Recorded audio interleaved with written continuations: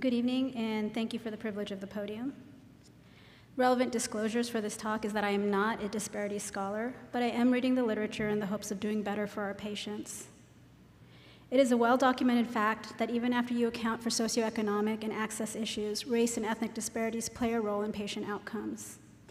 And while surgeons have been aware and publishing on this since the 1950s, there was an uptick in publications after the IOM presented their piece in 2003, and an exponential growth in the last couple of years. As one might expect, the quantity of material published does not necessarily reflect good quality data. In this analysis of a single year's worth of publications, over 500 articles on racial disparities resulted from a standardized literature review. However, less than half actually measured the difference in health outcomes between the two racial and ethnic groups. Of the 266 articles analyzed, most studies were performed using secondary data, and on average, most articles only met 61% of the CDC's guidelines on how to report disparities. In 2005, the CDC produced a report that discussed 6 significant issues that should be considered when measuring disparities. The deliberate choices we make of what we measure and how we measure it has significant implications on the conclusions we might draw. So the committee presented guidelines for making measurement choices that provide a consistent framework for describing the size and the direction of the disparity.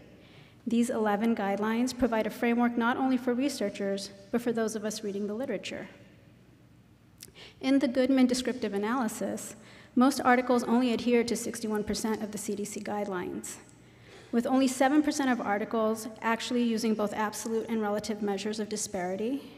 Only 24 of these articles appropriately weighted the groups, and less than half of all published series expressed indicators as adverse measures.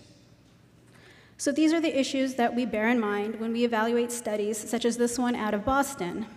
This is a first-generation study of disparity research, meaning that it focuses on detection of disparities and not on understanding the causes or the solutions. Using the FIST database, the authors evaluated patients who received umbilical hernia repair prior to age 3, and they found that public insurance, lower income, and female sex were risk factors for early repair. Now, the study was well done. Methodologically, it is sound. It adhered to 9 of the 11 guidelines, speaking not only to the thoughtful design, but the inherent limitations of the study, which the authors themselves pointed out. The areas that they didn't address were the areas where they didn't have the data. They didn't know the number of cases that were untreated or non-operatively managed, nor did they know the weighted prevalence of disease in the subgroups.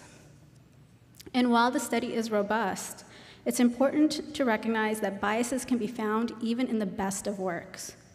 In the very introduction, our Boston authors note that the degree of African ancestry determines a child's risk of umbilical hernia disease. The authors further presumed that the rates of closure were equivalent in all the demographic groups without actually studying the subgroups.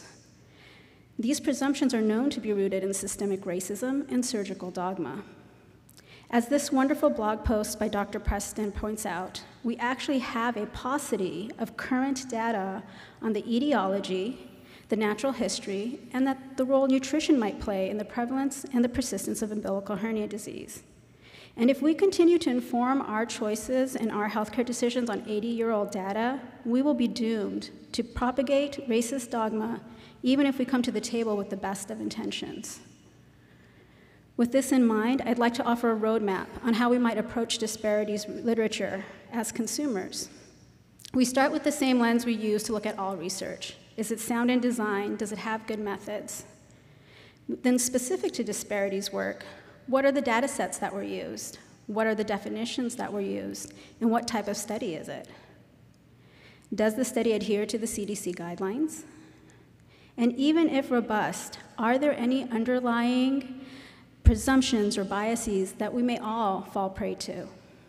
And finally, how can this impact and improve the care of our most vulnerable of patients? Thank you.